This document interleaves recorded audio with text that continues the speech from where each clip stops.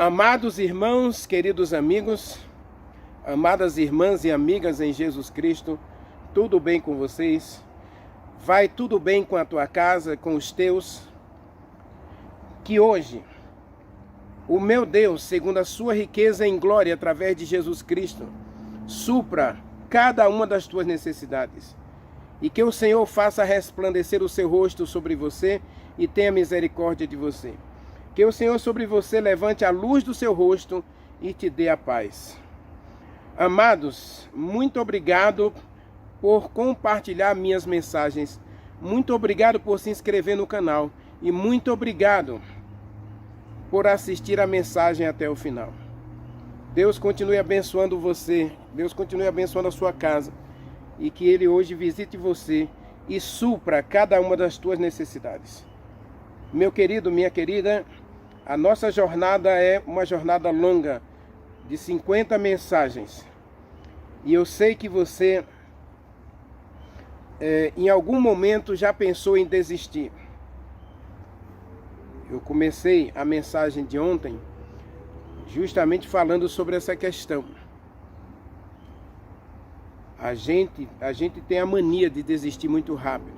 Hoje, por exemplo, eu passei uma tarefinha simples para os meus estudantes, que era colorir uma obra, um quadro de uma artista famosa no Brasil, né? A Tarsila do Amaral. E eu percebi que algumas crianças, elas estavam empolgadas no começo da pintura, porque eu falei, eu não quero borrão, eu quero pintura. E aí eles começaram ali devagarinho pintando, mas aos poucos começaram a perder a paciência, e alguns desistiram, pelo menos 3 deles desistiram no final. Realmente o trabalho ficou incompleto porque eles desistiram. Imagine, a vida oferece a gente tantos obstáculos, tantos desafios. Se você desiste, meu querido, você nunca vence. Então, se você começou um relacionamento, se você começou uma obra, se você começou uma reforma em sua vida, é hora de você parar e rever o seu planejamento para que você não desista. Porque é fácil desistir. Os obstáculos são muitos. Precisamos cuidar dos obstáculos, tá bem? Precisamos perceber que na vida cristã, eu e você estamos caminhando em uma jornada rumo ao lar celestial. Quando a gente for ler a parábola das 10 virgens, diz o texto, Mateus capítulo 25, versículo 1, diz que elas levantaram-se e saíram para encontrar-se com o noivo. A questão não é sair, a questão é chegar. E eu fico dizendo sempre no meu canal, Deus não está preocupado com o percurso, Deus está preocupado com o final. O que importa para a gente é a chegada, a linha de chegada. Eu já fui maratonista de 3, 5, 10 e 21 quilômetros. A largada, nossa, é muita gente empolgada, todo mundo aí querendo se superar, e aquela disparada. E aos poucos a gente vai percebendo, aqui e acolá, alguém está sentado na sarjeta, ou num banquinho, ou num posto de atendimento, porque desistiu. Os vencedores são aqueles que, não importa a posição, como eu li na meditação da mulher de ontem, né? De antes de ontem, tem uns 2 dias que não tem a meditação da mulher, mas uma articulista falando sobre maratona, e ela chegou lá muito no final, mas chegou. E no final todo mundo estava aplaudindo a sua chegada. Porque o importante é a chegada, meu querido. Já imaginou Jesus Cristo, olha, descendo nas nuvens dos céus, olhando para você, você que perseverou, ficou firme até o final, e Ele olhar para você e dizer, Renivaldo, bendito do meu Pai, venha para o reino que eu preparei para você antes de você nascer. Antes da fundação deste mundo, antes de criar qualquer plantinha, antes de criar qualquer árvore, antes de criar qualquer peixe, qualquer estrela, qualquer lua, eu criei um lar para você. E Jesus Cristo nos dará as boas-vindas, é na chegada. é no final. Paulo diz em Timóteo, capítulo 4, versículos 7 e 8, né? Ele diz assim, olha, leia comigo. A gente vai orar, tá bem? Não esqueci da oração, não. 2 Timóteo, capítulo 4, versos 7 e 8, diz assim, combati o bom combate, completei a carreira, guardei a fé. Essa expressão, completar a carreira, é chegar ao final. É estar em pé na vinda de Jesus Cristo. É nunca desistir. E aí diz assim, agora a coroa da justiça me está guardada, a qual o Senhor, reto juiz, me dará naquele dia, e não somente a mim, mas a todos os que amam a sua vinda. Então Deus está olhando para o final. Talvez você esteja desistindo porque você falhou, você caiu, você fracassou, você se sente indigno, impuro, você se sente envergonhado, e Deus olha para você e diz, filho, não é hora de parar. Quando Deus olhou para Elias lá na caverna, com medo de Jezabel, Deus disse, levante-se, filho. Eu ainda tenho algumas coisas para você fazer neste lugar. Depois você vai poder descansar. Depois você vai poder ir para casa. E Elias foi levado para o céu sem experimentar a morte. É o final, meu querido, que Deus está preocupado. Deus é contigo.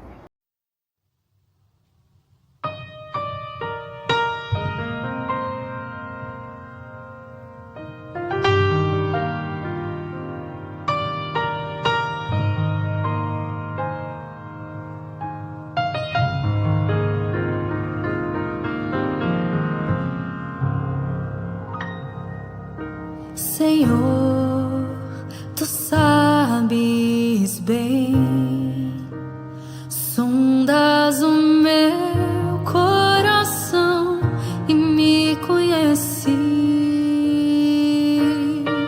Eu sei que nada sou sem a tua proteção na minha vida. Lava minha alma, cura-me, restaura com águas vivas do teu altar. Sou fraco, tão pequeno, mas aos teus pés me rendo. Cria em mim um novo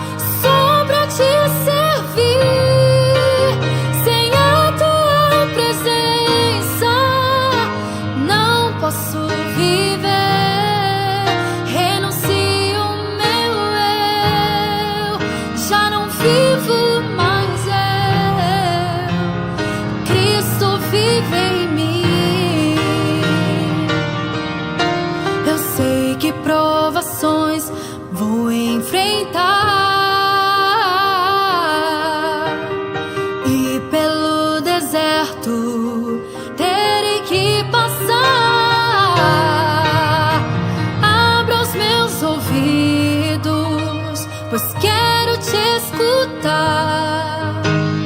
Cumpre em mim, Senhor, o teu querer. Espírito Santo, estou aqui. Entrego a minha vida só pra te servir. Sem a tua presença não posso viver. Renuncio o meu eu, já não vivo mais eu. Cristo vive em mim. Renuncio o meu eu, já não vivo mais eu. Cristo vive em mim.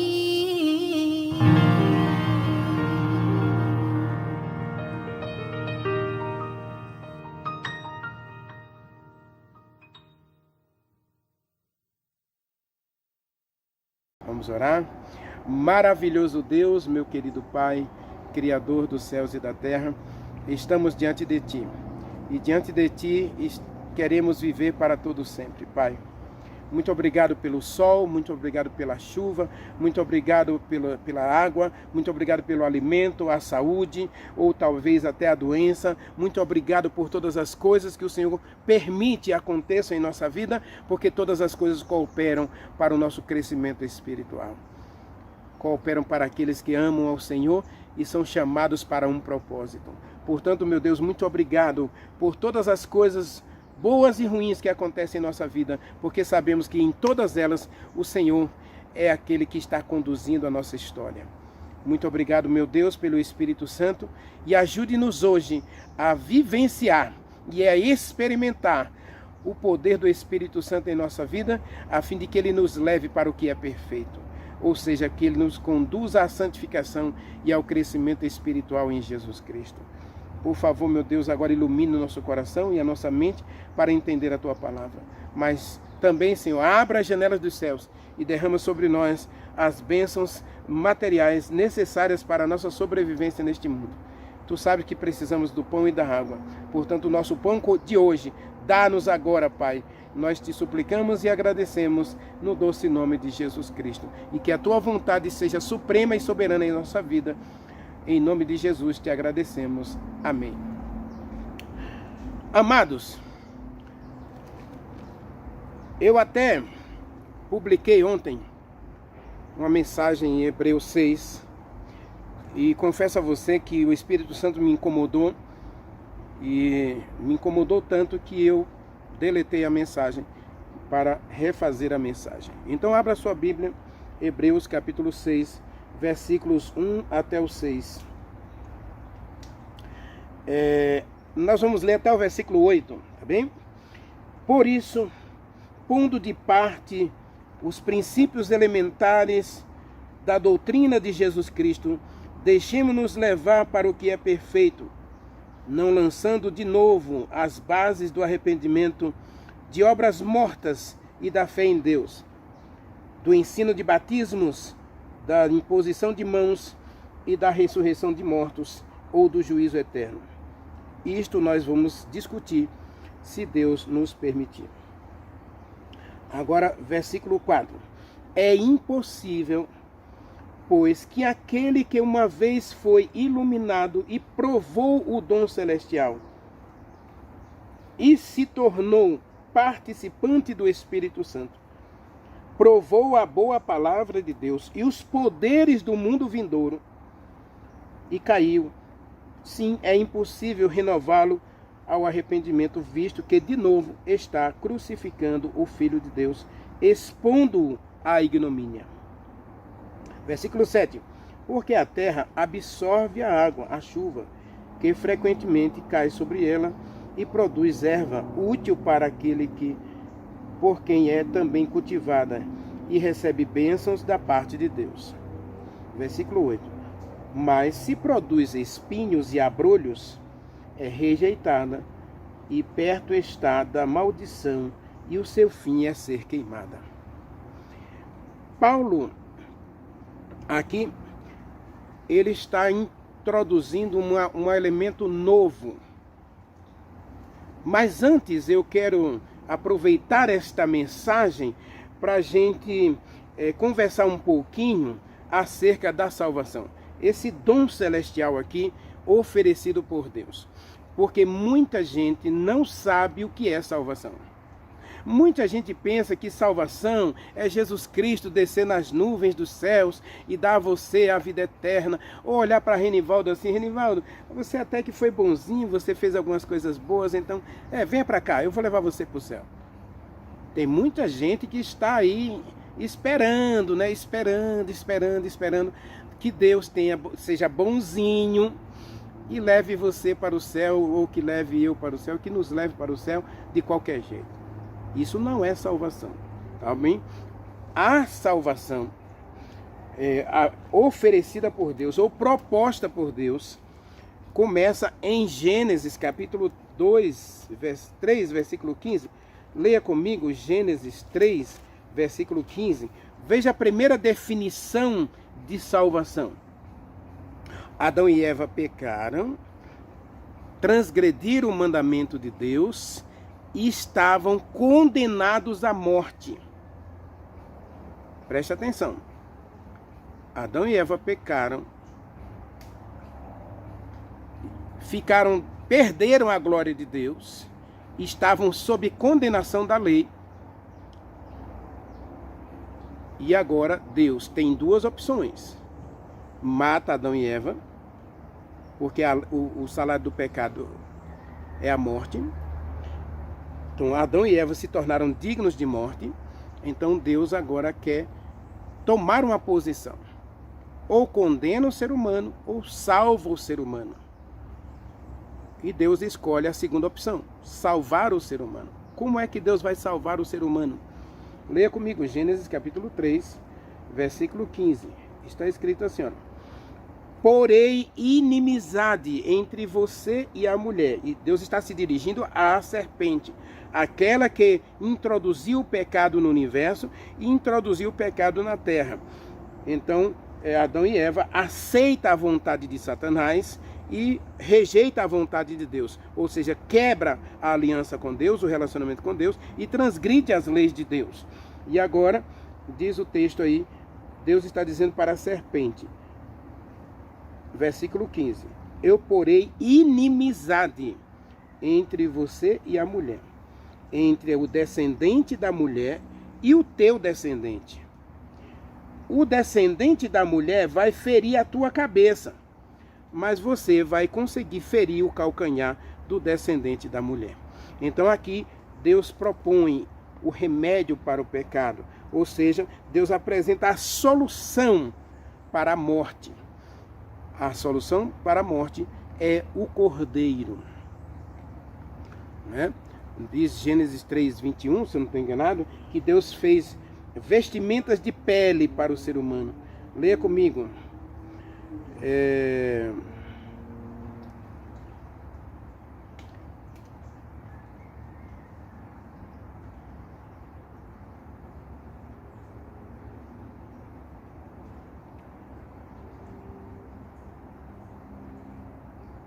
Verso 21 mesmo. Gênesis 3, 21. E fez o Senhor vestimentas de peles para Adão e Eva. Sabe, Deus teve que matar o cordeiro. Lá no Éden, Adão viu Deus pegar o cordeiro, pegar um animalzinho e sacrificar aquele animal para vestir Adão e Eva. Eles foram vestidos de pele de animal.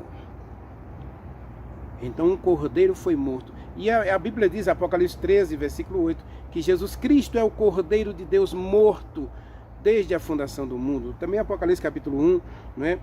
E Apocalipse capítulo 17 fala desse Cordeiro. Capítulo 1 do Apocalipse apresenta Jesus Cristo como Cordeiro. João capítulo 1 apresenta Jesus Cristo como Cordeiro. Então salvação é um ato de substituição. Deus me substituiu. Ou seja, em vez de eu pagar a pena da lei, a condenação da lei, a morte eterna, então Deus, em Jesus Cristo, morre por mim. Isso é salvação. É a substituição do pecador. Ou seja, o próprio Deus assume o lugar do pecador para que o pecador viva eternamente. A morte de Jesus Cristo me garante a vida eterna.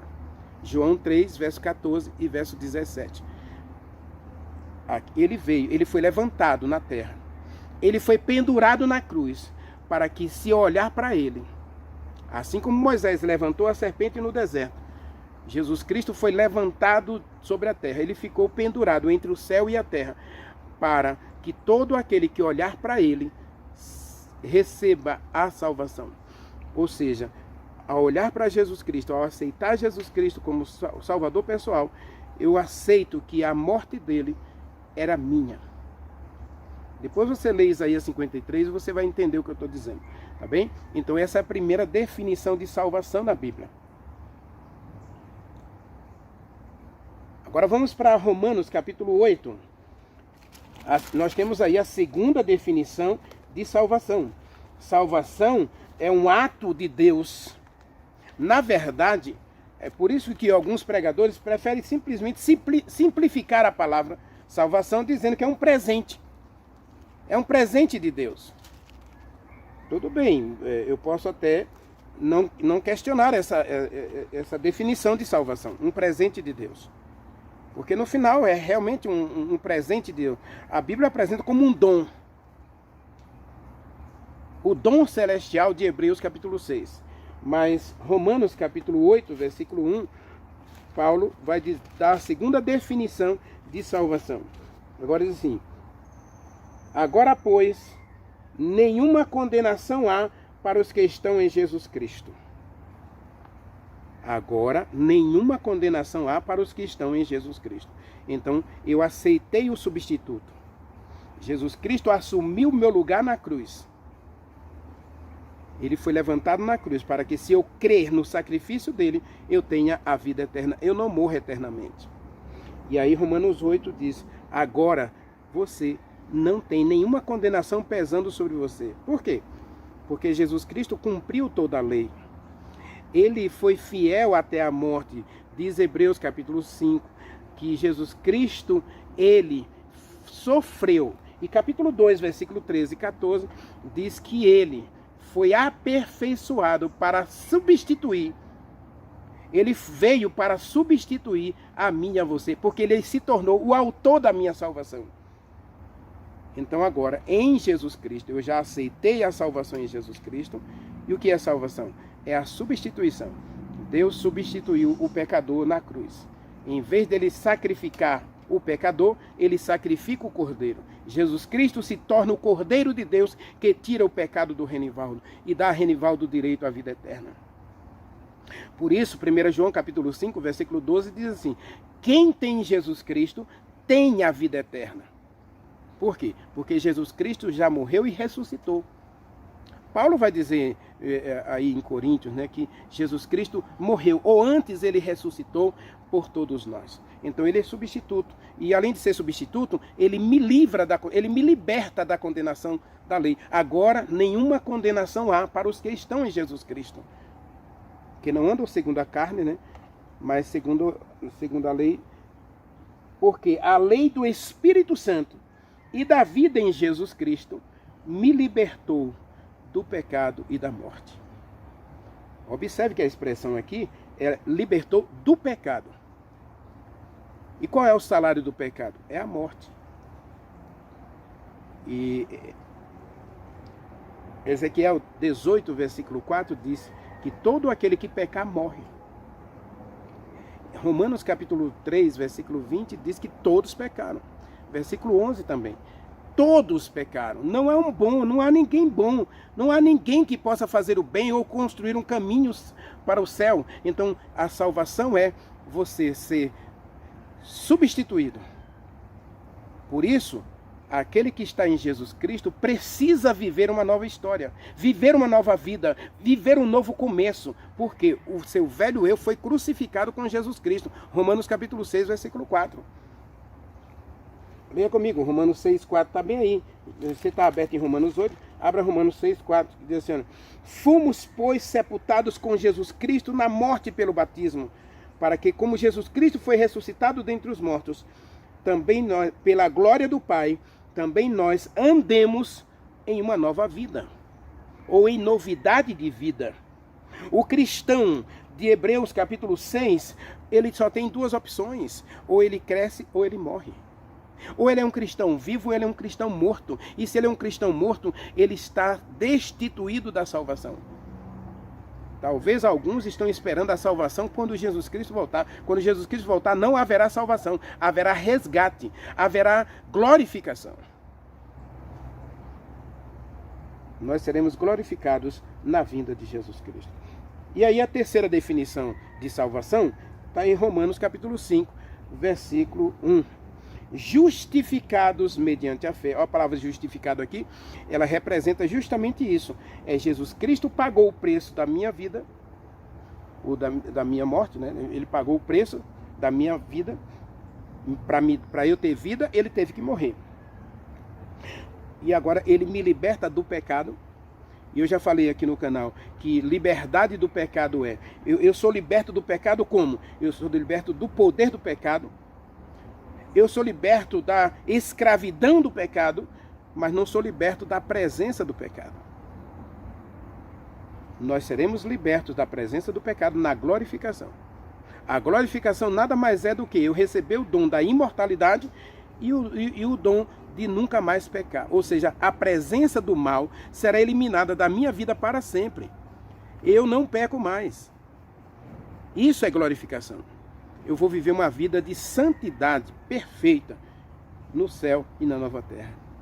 Hebreus capítulo 6, versículo 4, né, versículo 2, diz que nós temos que caminhar, ser levado para a perfeição.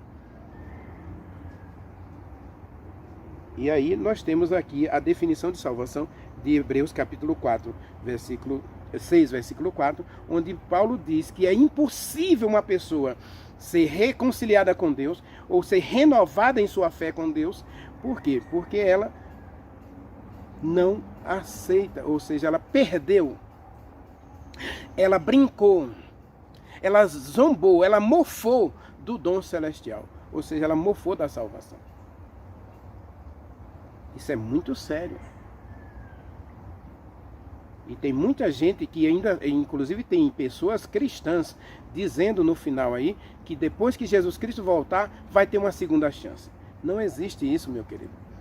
Ou você hoje está no processo de 2 Pedro, capítulo 3, versículo 18, 2 Pedro 3, 18, está escrito: Antes cresçam na graça e no conhecimento do nosso Senhor e Salvador Jesus Cristo. Aos cristãos hebreus, Paulo estava muito preocupado, porque depois de muitos anos de aceitação do Evangelho, eles ainda estavam precisando de leite. Ainda estavam sendo cristãos que precisavam de mamadeira. É até de bico para dormir, não é? Nossa, eu acho uma coisa tão triste, tão feia, uma criança chupando o bico. Mas hoje nós temos muitos cristãos que vivem chupando o bico e vivem tomando mamadeira. Além de serem cristãos sensíveis, alguns chamam cristão bolha, outros chamam cristão botijão, outros que chamam carrocinha. Eu não gosto nem dessas definições. Por quê? Porque está sempre precisando ser empurrado. Se não for visitado, o sermão não pode falar mal, o sermão não pode tocar no pecado. Então hoje os pregadores preferem passar por alto, falar das maravilhas do universo, falar das galáxias, falar das estrelas, falar... Ontem à noite eu estava até assistindo um vídeo, justamente, né, o tamanho de Deus. Então é muito fácil a gente ficar preso nessa teocracia, o tamanho de Deus, esse Deus grandioso que criou todas as coisas e que no final vai dar tudo certo.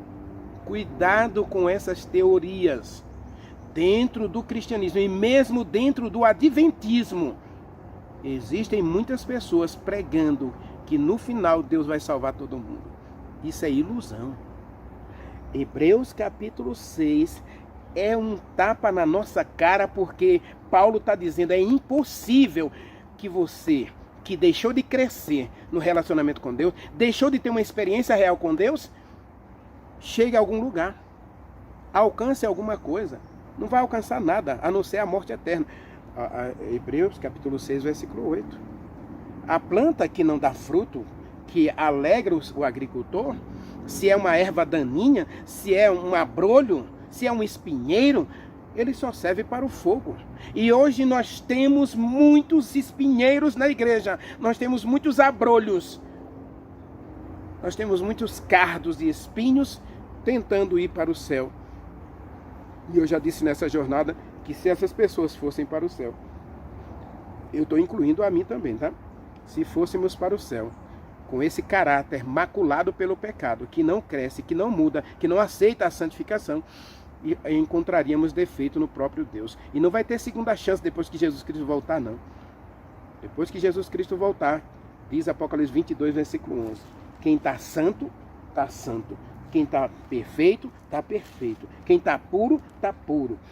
Quem está perdido, quem está impuro, injusto, não santificado, vai continuar não santificado. Não tem segunda chance. Não existe. Por isso Deus ele não é arbitrário hoje. Por isso Hebreus capítulo 3, a gente já estudou, né? Hebreus capítulo 3 diz que é hoje. É o meu agora. É o meu presente. Não é futuro nem passado. É o presente. Eu preciso tomar uma posição de aceitar a salvação e desenvolver essa salvação no processo da santificação. Salvação, meu irmão, é hoje. No futuro, glorificação. E algumas pessoas ficam falando, salvação é individual. Julgamento é individual. Bom, Apocalipse 22, 11, olha o que está escrito. Assim, ó. Esse é o resumo da história. Ó. Continue o injusto sendo injusto. Continue o impuro na prática da impureza. E continue o imundo na sua imundície. O que é justo, continue na prática da justiça. E o que é santo, continue a santificar-se. Na vida cristã, você abraçou a salvação em Jesus Cristo. Agora é hora de crescer. Antes crescei na graça e no conhecimento de nosso Senhor e Salvador Jesus Cristo. Paulo disse, agora já não vivo eu, mas Jesus Cristo vive em mim. E esse viver que eu vivo agora, vivo pela fé no Filho de Deus que me amou e a si mesmo se deu por mim. Renivaldi, onde entra a história de Saul? Onde entra a história das 10 virgens aí? Vamos para as 10 virgens. Vamos para a história das 10 virgens. Eu vou só citar Saul, tá bem? Vamos para a história das 10 virgens, porque a mensagem é profunda e eu e você queremos aproveitar bem esta mensagem. Mateus capítulo 25, versículo 1. Observe, diz assim, olha. Então o reino dos céus será semelhante a 10 virgens, que tomando as suas lâmpadas, se levantaram e saíram a encontrar-se com o noivo. Observe que elas aqui fizeram 3 ações. Primeiro, tomaram suas lâmpadas. Que lâmpada? O que é a lâmpada? Salmo 119, versículo 105. Leia comigo, Salmo 119, versículo 105. Está escrito. Lâmpada para os meus pés é a tua palavra e luz para o meu caminho. As 10 virgens, elas tomaram suas lâmpadas. Meu querido, hoje, tanta gente dizendo que tem Jesus Cristo, que aceitou Jesus Cristo, que é salva em Jesus Cristo, mas não tem tomado a palavra. Não tem abraçado a palavra, nem tem praticado a palavra. As 10 virgens, primeiro, elas tomaram suas lâmpadas. Segundo, elas se levantaram. Essa expressão se levantar significa disposição de seguir, disposição de andar em direção a algum lugar. Então elas se levantaram para quê? Para encontrar-se com o noivo. Diz o texto aí, Mateus capítulo 25, versículo Versículo 1. Tomando suas lâmpadas, levantaram e saíram. Elas se levantaram e elas saíram para encontrar-se com o noivo. Ou seja, elas começaram a caminhada. E nessa caminhada, aqui eu volto para o livro de Hebreus, porque no livro de Hebreus, Paulo diz que as pessoas que têm a salvação em Jesus Cristo, elas o têm porque aconteceu 3 coisas na vida dela. Primeiro, elas aceitaram a salvação, o dom celestial. Segundo, elas experimentaram o Espírito Santo, ou seja, participaram, se tornaram participantes do Espírito Santo e experimentaram a boa palavra de Deus. A lâmpada representa a palavra. Representa a primeira experiência.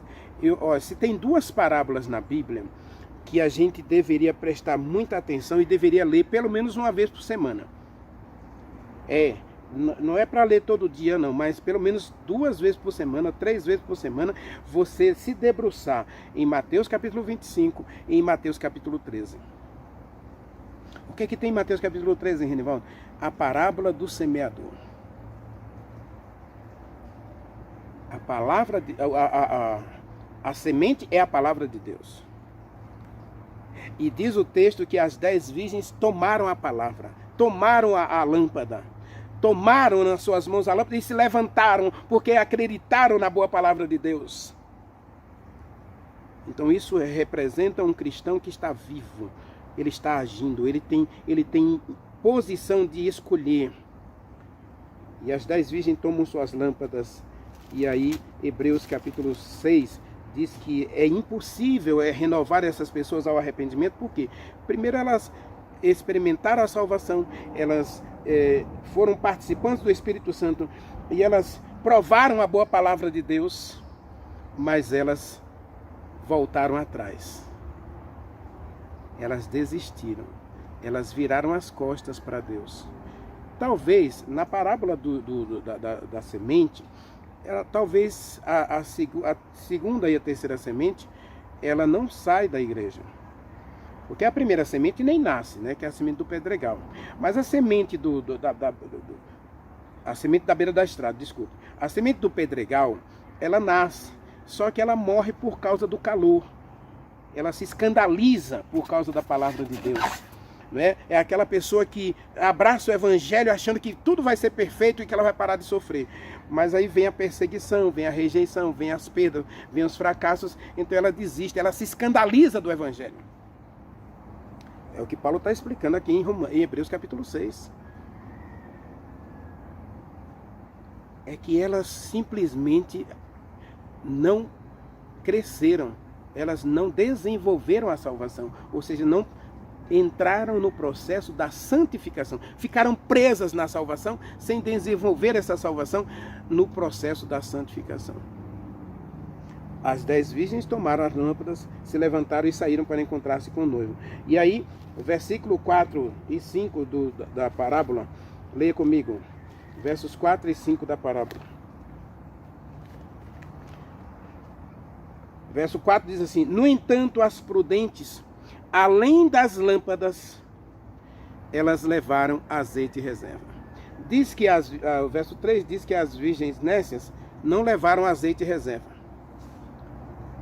Essa expressão, não levar azeite e reserva, significa que elas não tinham comunhão com Deus, não tinham experiência pessoal com Deus. Embora tivessem aceitado a salvação, embora tivessem experimentado o poder da palavra de Deus, embora tivessem recebido o Espírito Santo como Saul recebeu o Espírito Santo, não desenvolveram um relacionamento com Deus. E aí, versículo 5 diz: tardando o noivo, todas dormiram. Observe que essa expressão, eu amo essa expressão, todas, porque muita gente acha que Deus é seletivo. Deus não é seletivo. As 10 virgens mostram que Deus escolheu uns para se salvar, outros para se perder. Mentira. Jesus Cristo disse que as 10 virgens saíram todas para se encontrar com o noivo, todas com lâmpadas acesas, todas se levantaram, todas saíram, todas dormiram também, as 10 dormiram. E onde está a diferença? A diferença estava no azeite reserva. Porque quando elas acordam à meia-noite, o noivo tardou. E à meia-noite, diz o versículo 6, ouve-se a voz do noivo, versículo 6, ouviu-se o grito, eis o noivo, saí ao seu encontro. Veja que elas saíram para encontrar o noivo, todas estavam no mesmo lugar, todas estavam expectantes, na expectativa da chegada do noivo, todas dormiram, todas então tinham a possibilidade de receber o noivo, sim ou não? Sim. Por que 5 delas não receberam o noivo? Por causa do azeite reserva. Ao longo da caminhada cristã, elas deixaram de alimentar-se espiritualmente, deixaram de crescer espiritualmente, deixaram de ser santificadas, e agora no final, elas não tinham uma experiência que suportasse as trevas da noite, que suportasse os conflitos, que suportasse as lágrimas, suportasse as perdas, suportasse os fracassos. Não tinha experiência, por isso elas, naquele momento, elas desejaram o azeite dos outros, a experiência dos outros. Muita gente diz que salvação é individual. Não, meu querido. Jesus Cristo, quando foi levantado na cruz, ele foi levantado por todos.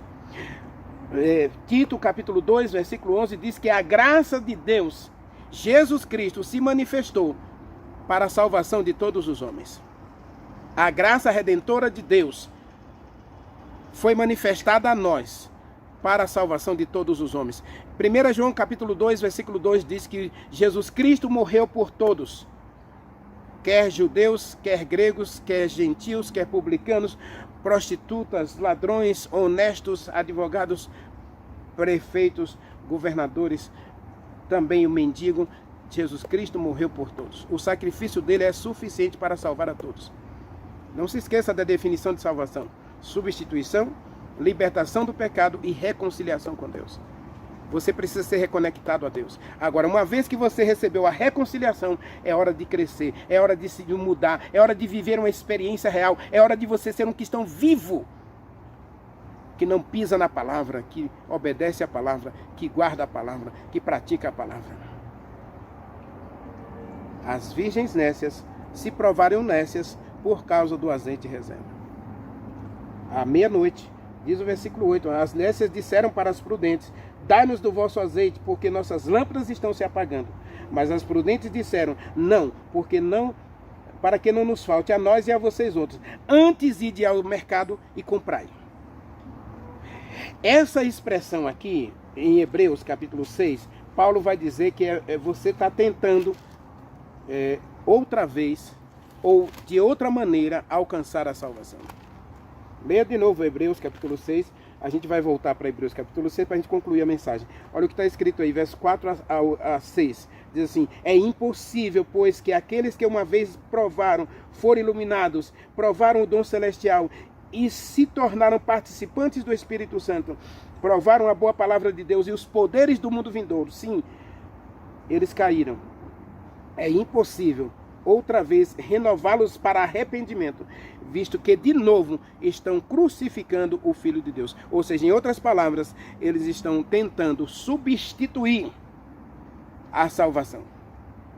Se a salvação é uma substituição do sacrifício da minha vida, porque eu merecia a morte, Jesus Cristo morreu para que eu viva. Jesus Cristo me liberta do pecado e do poder do pecado, não da presença do pecado, por favor.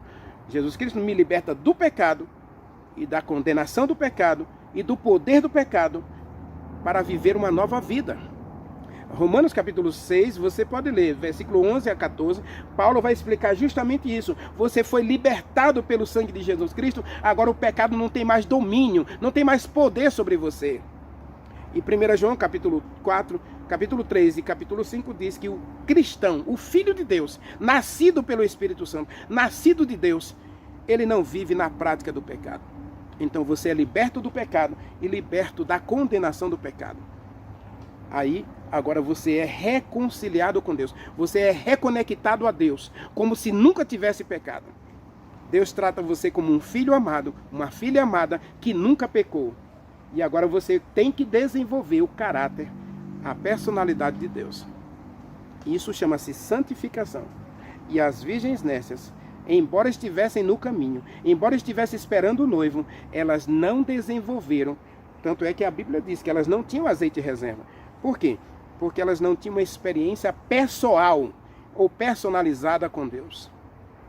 Deus não era uma realidade viva, experimental em sua caminhada. Tem muita gente hoje lotando igrejas, mas sem nenhum conhecimento de Deus ou da salvação operada por Deus. Estão esperando um milagre, que Deus seja bonzinho no final e salve todo mundo. Lá em Hebreus diz que é impossível para essas pessoas, porque elas estão tentando um novo método, uma nova estratégia, um novo caminho para a salvação. Ou seja, estão pisando em Jesus Cristo, estão esmagando Jesus Cristo, estão mofando de Jesus Cristo, zombando de Jesus Cristo, fazendo da salvação uma piada, uma pilheira, uma brincadeira. Cuidado, porque hoje, ao colocar uma cruz na sua roupa, ao colocar um crucifixo, ao colocar alguma coisa, cuidado, porque isso é um símbolo terrível. Significa que você, ou no mínimo, não entendeu o que é salvação. Porque salvação é sacrifício. Por quê? Porque a salvação oferece para mim paz. E para eu ter paz, Jesus Cristo teve que morrer, a lei teve que ser justificada, porque eu tenho que ser libertado do poder do pecado e da condenação do pecado, né? O salário do pecado é a morte, e eu preciso me reconectar a Deus, porque 2 Coríntios capítulo 3, versículo 18, diz que eu preciso desenvolver em mim o caráter e a imagem de Deus na glorificação. As virgens nécias representam todo cristão que, embora esteja caminhando na jornada cristã, embora esteja na igreja, ela está perdendo tempo. Eu não tenho dúvida que você pode até cancelar a inscrição do meu canal. Mas o Espírito Santo não mente. E ao olhar para o nosso cristianismo moderno, ele percebe que muitos de nós estamos perdendo tempo nas igrejas. Porque nada muda em nossa vida e nosso caráter é muito mais parecido com o caráter do mal, do inimigo de Deus, do que o de Jesus Cristo. Lembra da mensagem que eu falei de Coríntios? Que nós temos a mente de Jesus Cristo?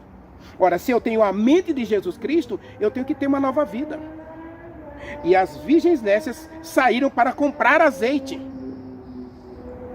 Tem muita gente hoje querendo comprar a salvação, comprar a vida eterna, comprar o reino de Deus. E Jesus Cristo vai dizer para elas, assista a minha série O Jesus Radical, porque Jesus Cristo vai dizer para essas pessoas, eu nunca conheci vocês. Meu querido, chega a me arrepia quando eu ouço essas palavras de Jesus Cristo. Como é que ele vai ter coragem de dizer para mim, Renivaldo, você esteve na igreja durante 36 anos e Jesus Cristo olhar para mim e dizer, Renivaldo, eu não te conheço. Eu nunca te conheci. Ou seja, Jesus vai dizer, eu nunca vi você na igreja. Ué, mas eu estava lá, eu preguei. Eu já tive o privilégio de batizar mais de 1000 pessoas. Já tive o privilégio de pregar muitos sermões. E Jesus vai dizer, não te conheço. Não te conheço. Misericórdia. As virgens nécias representam uma classe de pessoas na igreja que junto com as virgens prudentes, e observe que Jesus Cristo aqui, ele não é seletivo, ele não identifica as virgens nécias, nem as virgens prudentes, elas se identificam por si mesmas, pela sua experiência, pelo seu relacionamento com Deus, pelo seu caminhar com Deus, pelo seu andar com Deus. Meu querido, minha querida, há um problema em Hebreus capítulo 6. Porque Paulo está dizendo que muita gente não desenvolve arrependimento. Ou seja, abraçou a salvação, mas não desenvolve nenhum arrependimento. Ou seja, ela continua vivendo a prática do pecado. Não esquece de Apocalipse 22:11. Ela continua sendo imunda, ela continua sendo impura, ela continua sendo injusta, ela continua praticando o mal. E no final quer ir para o céu. E alguém ainda tem coragem de dizer que Deus vai salvar todo mundo no final? Hebreus capítulo 6 diz que não, que é impossível Deus fazer qualquer coisa por aqueles que não operam em si mesmo a doutrina, o ensino, a obra do Espírito Santo de levar você à perfeição. Eu preciso ser levado ao que é perfeito. E para eu ser levado ao que é perfeito, eu preciso da obra do arrependimento operada em mim. Eu vou ler o último texto da Bíblia, Romanos capítulo 2, para a gente orar e fazer um apelo para todos nós. Romanos capítulo 2, versículo 4, está escrito, meu querido. Olha, Romanos 2, versículo 4, olha o que está escrito.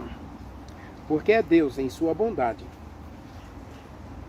Ou você despreza a bondade de Deus, e a tolerância de Deus, e a longanimidade de Deus, ignorando que na sua bondade, na bondade de Deus, Ele conduz você ao arrependimento. Em Hebreus capítulo 6, Paulo diz que é impossível renovar uma pessoa ao arrependimento. Por quê? Porque ela, primeiro, ela mofou da salvação. Segundo, ela zombou da palavra. Terceiro, ela apagou o Espírito Santo da sua vida.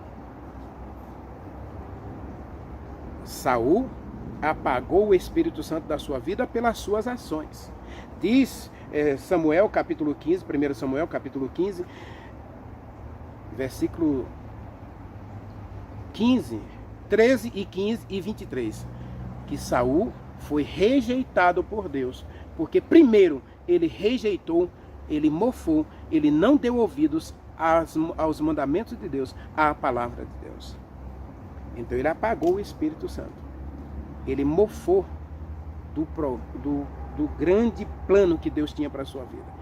Diz o capítulo 15, inclusive, Deus chega a dizer que Deus tinha grandes planos para Saul, mas ele simplesmente desprezou a palavra de Deus. Meu querido, e você? E eu e você? As virgens nécias, Saul, estão escritos na Bíblia. Todos esses exemplos estão na Bíblia para nos ensinar, para ser um espelho para nós, para que eu e você não caia no mesmo exemplo de desobediência. Precisamos mudar. Precisamos ser levados ao que é perfeito, para experimentar a glorificação da vinda do nosso Senhor Jesus Cristo. Você quer experimentar pelo poder do Espírito Santo a glorificação?